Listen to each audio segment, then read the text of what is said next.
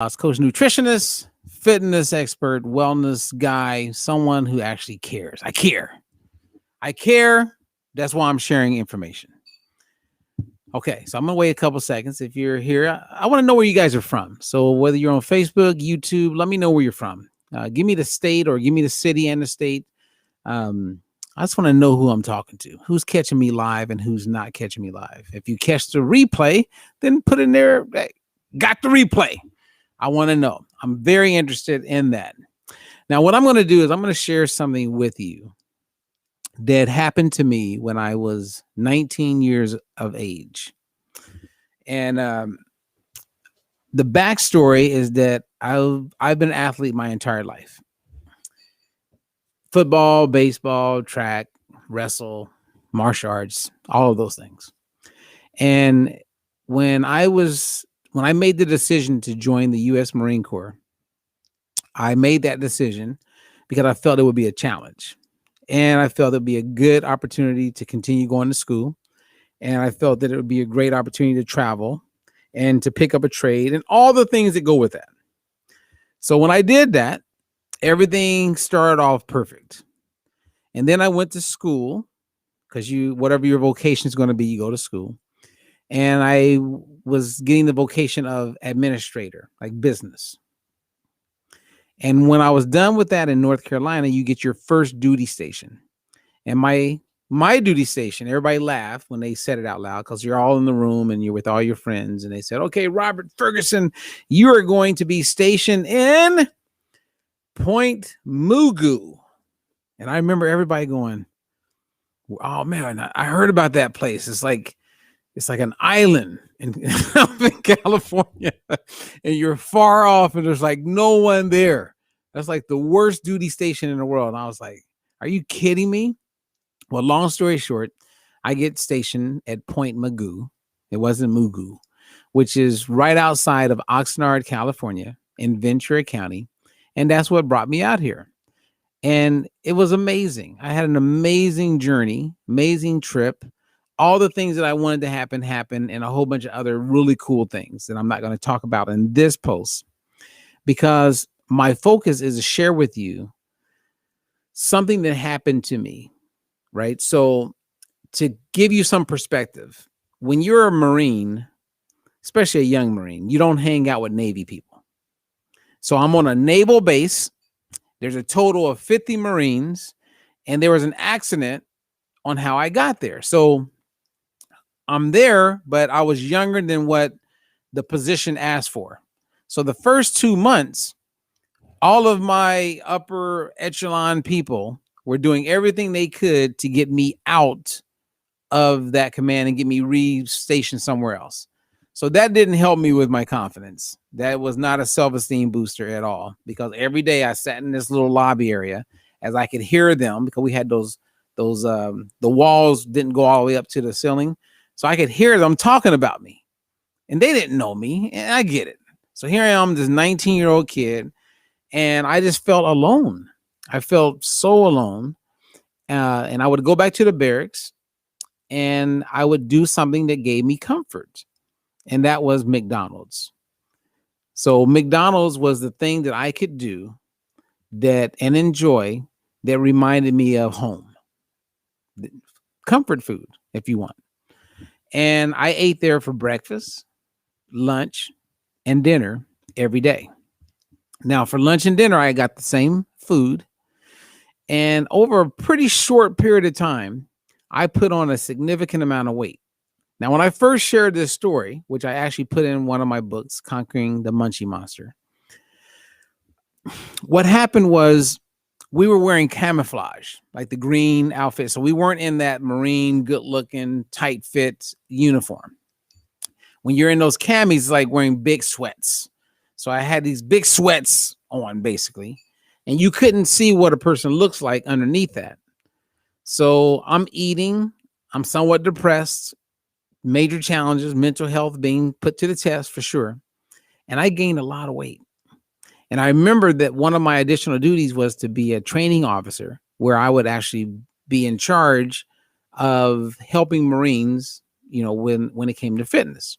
and I had to go to school for all those things, and I hadn't yet, but there was a person in charge who brought me in, and he kind of started showing me things and how it works. So he had to do my weight and my height. He was showing me exactly what I would do for other Marines. So I had to take off all my clothes, and I'll never forget the look in his eyes when he looked at me. He was like, "Have you been running?" Because I hadn't been doing anything. And my body fat was way up, and it was considered obese. And that would happen to a lot of athletes or like fitness people, and they would have to get a waiver. But I wasn't going to qualify for a waiver. My body fat was up, and I was depressed, and I didn't put much thought into it until that moment. Like, what was your moment of now? Like, what was your moment when you said, I got to change? I think some of us, it's like putting on that pair of jeans you haven't put on in a while, or trying on that jacket. You're going to an event you haven't put on in a while, and it ain't fitting the way you thought it fit. That's how it felt. And so I wasn't talking to most of the Marines, but what I knew was, all right, eat, but eat right. But I didn't know how to eat right. So I called my mom, because my mom, my entire life growing up, she was on and off of diets. And so I remember calling her and asking her questions. And she kind of said the same things that I had heard everybody else saying. That was, if it's white, don't eat it, right? If it's white, it ain't right. So don't eat the bread. Don't eat if it has flour in it. And that was all foreign to me. When someone said flour, I'm like, I don't know what flour is. So I didn't know what to do. But I did remember that oatmeal was considered healthy. So, and I wasn't an oatmeal guy. I was a cream of wheat grits kind of guy. But I gave the oatmeal a shot, and I didn't care, because I wanted to get the weight off. I just ate and ate little. I quit going to fast food. And then in my mind, I thought, it's the meat.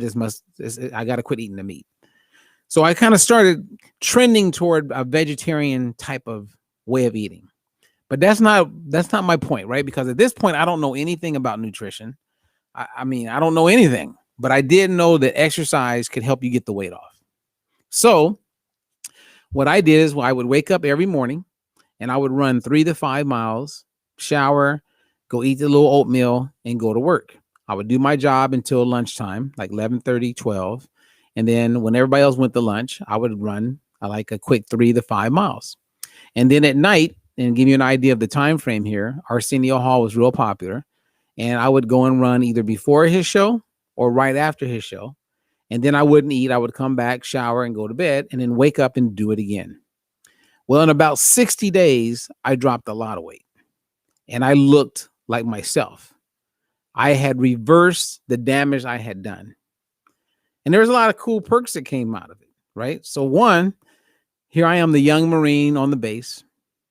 And at lunchtime, I would go do my little run, and I would put on these tight little red shorts. And I would run on the public road. And because, think about it, I didn't know anybody. So shirt off, tight little red shorts, young Marine, and I'm jogging. And I'm getting honks. And that was a great moment in life, right? Because I realized, hey, if you're fit, you're young, and you're running outside, everybody can see you.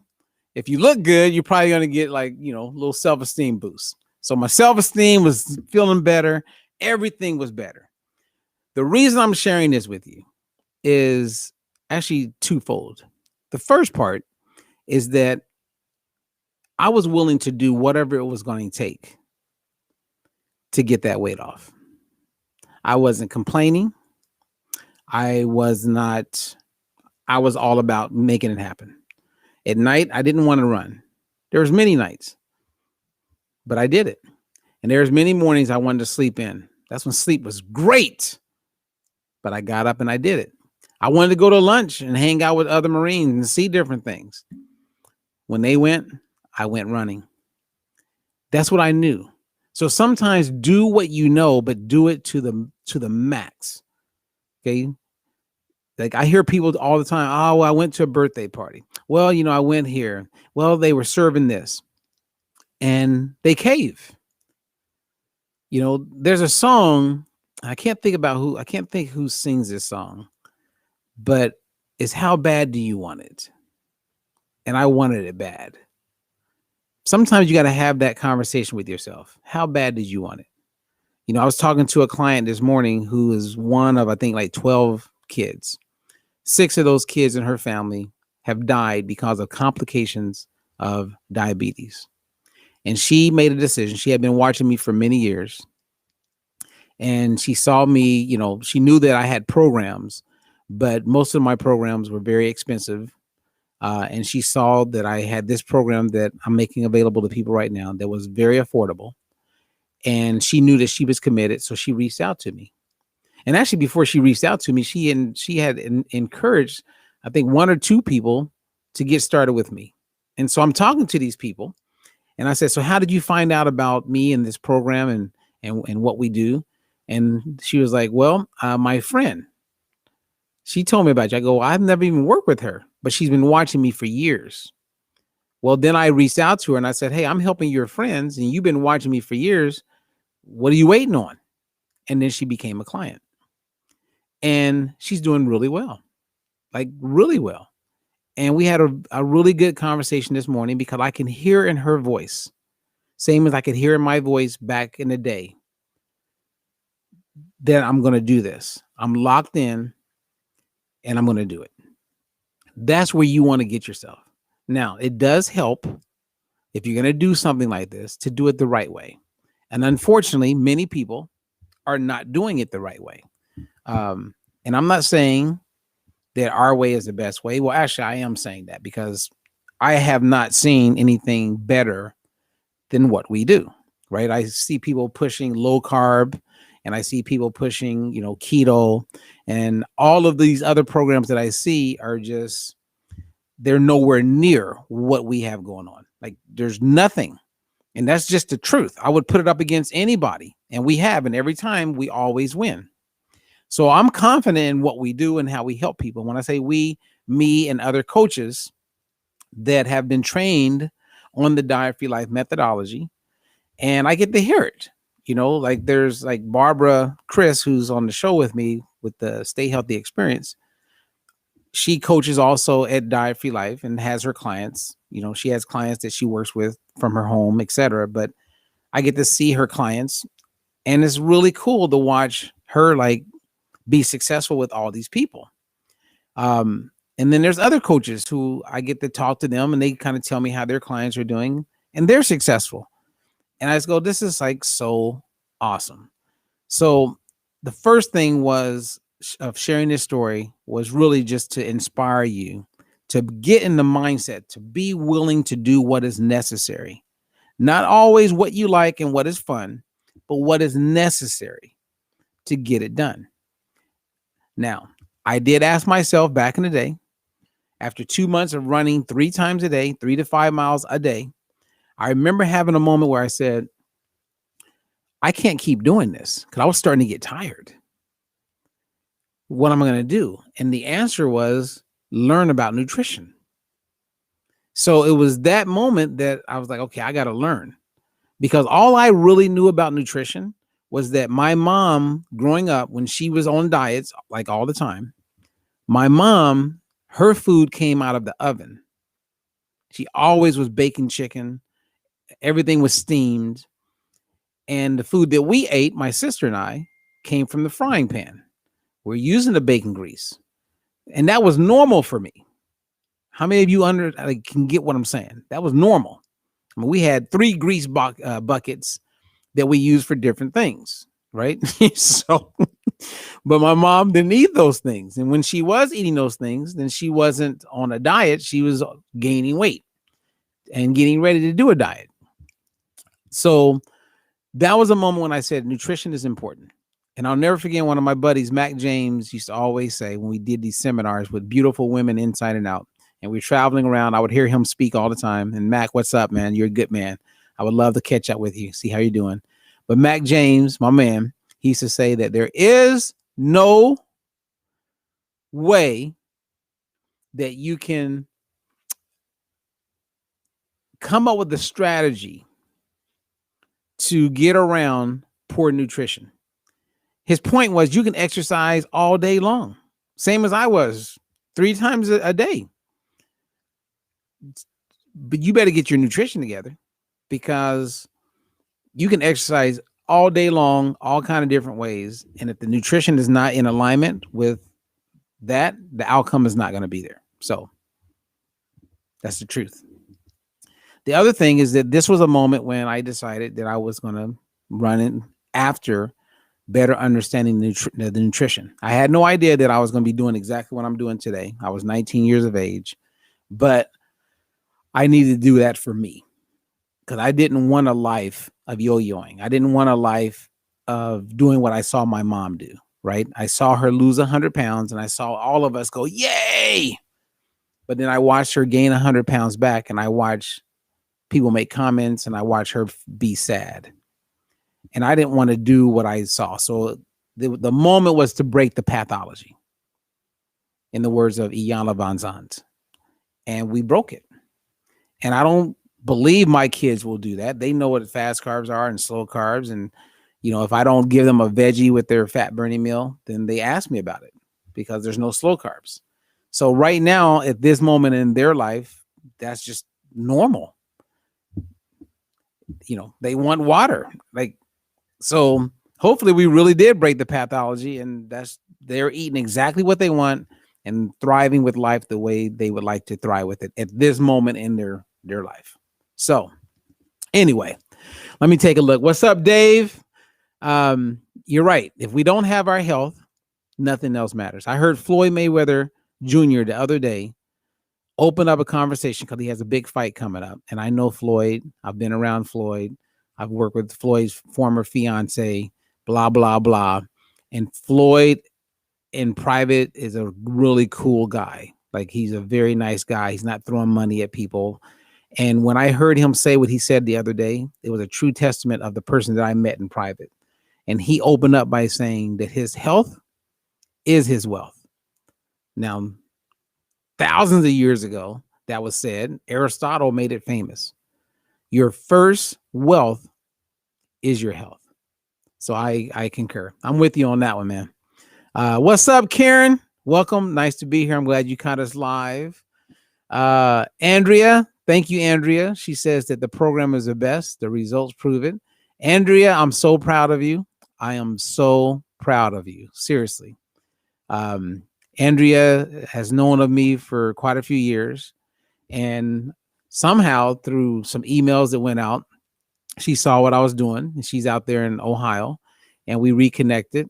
And I'm very happy to say that she is moving in the right direction. So, and Ruth Sparks, what is happening, Ruth? Ruth says her first exercise tapes were Dancing to the Oldies with Richard Simmons. That's so cool that you bring up Richard Simmons. I was just talking, I think, to Barbara the other day, or someone, about Richard Simmons and the fact that he's coming back. And I hope he does. I've seen him do some things. I met him 2 times in my life, and he was exactly in private what you see in public. And Michelle, how you doing, Michelle? Michelle says, my moment was while I was pregnant. That moment when you decide, I got to do something. And you went from 395 down to 240 at this moment. That's great. And I know you shared that with me the other day. We talked about that, Michelle, and congratulations. And I know that we want to get to where we want to get to sooner than later. But when you have a commitment, like I did at 19, you know, like the lady I mentioned earlier who says, look, I lost 6 of my siblings to diabetes, and I don't want that to happen to me. And she took the bull by the horns and is running with it. So we can all do that. And sometimes, however, you don't have the motivation to do things, you know, like it's hard to get the motivation to do it. But that's when you need to do it, right? It's kind of like I just watched someone walk into the office who had been working with a coach, and this person, you know, is not willing to pay any more money to be coached. But the coach welcomes the opportunity to kind of give them a chance to, check their weight and kind of see where they are and even offer some guidance. And I think that says a lot about the coach, and that's a very kind thing to do.